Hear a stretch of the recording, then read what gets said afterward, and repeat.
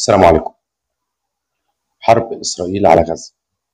لا شك إن كل الشعوب العربية عندها كبت كبير وحزن كبير على اللي بيحصل، خصوصا المشاهد اللي كل يوم نشوفها والمجزرة اللي بتعملها إسرائيل على مرأى ومسمع من العالم كله. عايز أقول حاجة، الناس اللي دلوقتي عمالة صوتها بيطلع ويقول ازاي ما نحاربش، ازاي مصر ما تتدخلش، ازاي مصر ما تحاربش اسرائيل، ازاي مصر ما تفتحش المعبر وتساعد اخواننا الفلسطينيين. الشعوب العربيه كلها بتحب فلسطين، والقضيه الوحيده اللي عندنا عشان نكون كلنا متفقين للشعوب العربيه كلها والحكومات العربيه كلها هي قضيه فلسطين.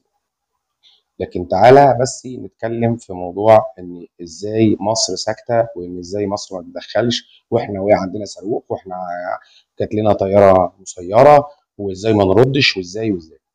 مصر ما عندهاش حروب ولا عندها عداء مع حد. حضرتك انت عليك ضغوط كبيره جدا انك تدخل الحرب دي. حضرتك انت كل يوم بيجي لك وفد واثنين وثلاثه من الدول الاوروبيه ومن امريكا علشان حضرتك تيجي رجلك بس، بحجه افتح المعبر ودخل مساعدات، افتح المعبر عشان الناس تخرج تتعالج، افتح المعبر خد مش عارف 60,000 و65,000 خليهم عندك، ولما نعالجهم نرجعهم. مفيش حد هيرجع، مفيش حد هيرجع كده. حضرتك احنا بنقول لا مش عشان ما نساعدش اخواتنا الفلسطينيين، لا احنا بنقول لا عشان ما يحصلش قضاء على القضيه الفلسطينيه، وكده يبقى ده اللي هم عايزينه. نرجع لموضوع الحرب. الحرب مش سهله، طيارتين هيطلعوا وخمس صواريخ والموضوع انتهى على كده. لا حضرتك متربص لك دول كبيره جدا. حضرتك اللي عينيك شايفاه ده من مساعدات، اللي عينيك شايفاه من حاملات طائرات، اللي عينيك شايفاه من جنود بينزلوا على الارض، كل ده جاي لمين؟ جاي لحضرتك. المطلوب سينا. اما حضرتك رجلك تيجي في الموضوع وترد على اي صاروخ، وترد على اي طياره مسيره زي ما حصل عندنا في سينا، تمام؟ حضرتك كل ده المطلوب ان حضرتك رجلك تيجي في الموضوع، ومجرد ما رجل حضرتك جت في الموضوع خلاص انت بقيت مستهدف وارضك مستهدفه. علشان تساعد اخواتك الفلسطينيين ساعدهم بعقل. معاك جيش، معاك سلاح، اه، بس بالعقل. مش عشان انا راجل قوي اروح اورط نفسي في مشكله مش هتتقفل. حضرتك بمجرد ما رجلك تيجي في الحرب دي الاستهداف سينا. حضرتك مطلوب سينا، سواء بالحرب، سواء بالدبلوماسيه، سواء خد فلوس واقتصادك يحصل فيه انتعاشه كبيره جدا، وسدد ديونك. كل ده علشان المطلوب سينا. لازم نصحى يا جماعه، لازم نفكر بالعقل. حضرتك رجلك لو جت في الموضوع بتاع الحرب او فكرت انك تدخل الحرب، ده معناه ان انت بتنتحر، فعلا بتنتحر، وبتسلم ليهم سينا على طبق من فضة. حضرتك ما سألتش نفسك قطاع غزة ده كله قد ايه علشان تجيله القوات دي كلها؟ قطاع غزة ده كله قد ايه علشان تيجي 4 حاملات طائرات وجو بايدن يجي بنفسه وكل رؤساء الوزراء بتوع الدول الأوروبية ييجوا ويقولوا له احنا معاك واحنا وراك؟ كل ده ليه؟ قطاع غزة كله قد ايه؟ بالراحة وبالعقل لو فكرت فيها لمدة دقيقة هتلاقي نفسك مستهدف. المطلوب يا جماعة، المطلوب سيناء. دلوقتي خد بالك، جميع القيادات السياسية بتاعت الدول العربية تحت اختبار حقيقي من الضغوط اللي بتحصل عليهم. لو فكرت شوية انت كمواطن في كلمة حرب مش سهلة. انت اقتصادك في الارض، بالبلدي كده معاك فلوس تحارب، معاك قوات، انا معاك، واكبر جيش الجيش المصري في المنطقة، عارفين ده لا جدال عليه.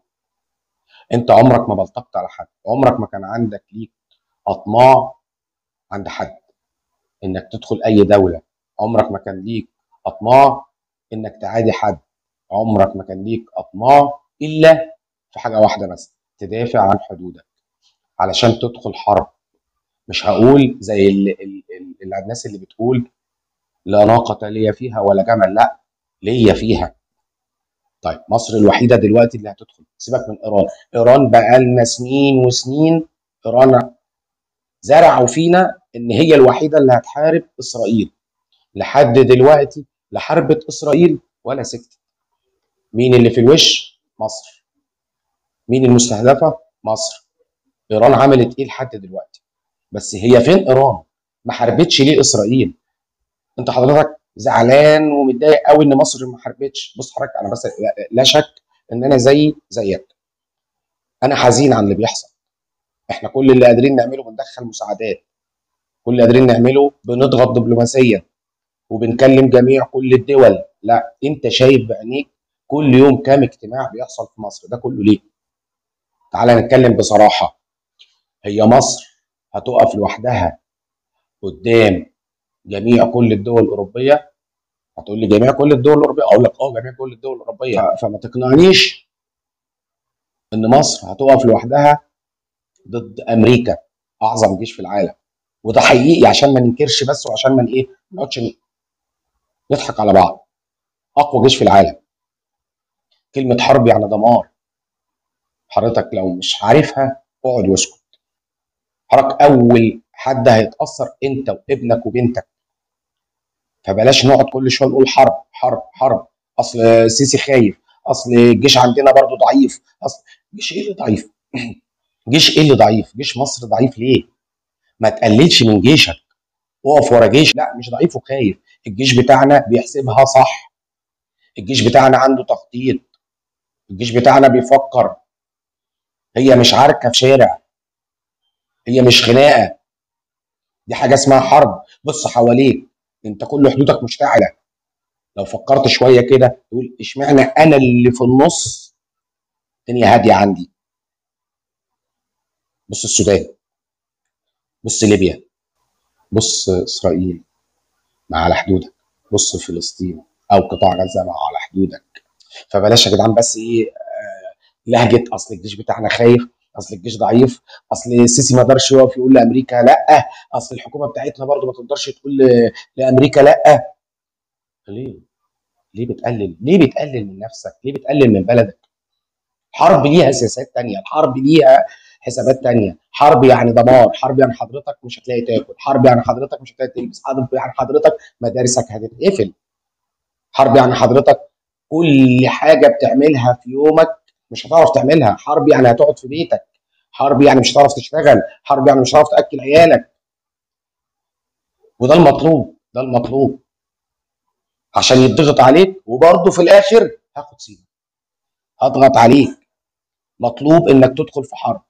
انت بقى خليك صح، اقف ورا جيشك، اقف ورا قياداتك. الحرب ده ليها علاقه بيك انت مباشره، هتاثر عليك، هتاثر عليك في اكلك وشربك ولبسك، هتاثر عليك في كل حاجه، هتاثر عليك في ولادك. انت حضرتك دلوقتي لو جيت فكرت 5 دقائق بس، انت من اول ما تصحى الصبح روتينك اليومي بتعمل فيه ايه، وفكرت في مواطن واحد بس في قطاع غزه هيصحى الصبح هيعمل ايه؟ هيجي يدور على اولاده يلبسهم عشان يوديهم مدارس. فين المدارس؟ وفين الطفل اساسا؟ هو صحي من النوم اصلا؟ ما صحيش من النوم، لانه هو صاحي طول الليل لانه في حرب.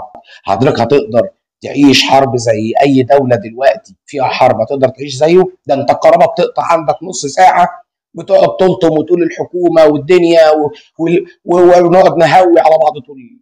لما حضرتك دلوقتي تدخل في حرب وما تلاقيش تاكل، تدخل في حرب وما تلاقيش تشتغل. ولكن انا شايف اللي بيتكلموا هم ايه، والموضوع في حد ذاته برمته كده ايه. يا جماعه مش عايزين ندخل نفسنا في متاهات. اللي بيفكر بيريح.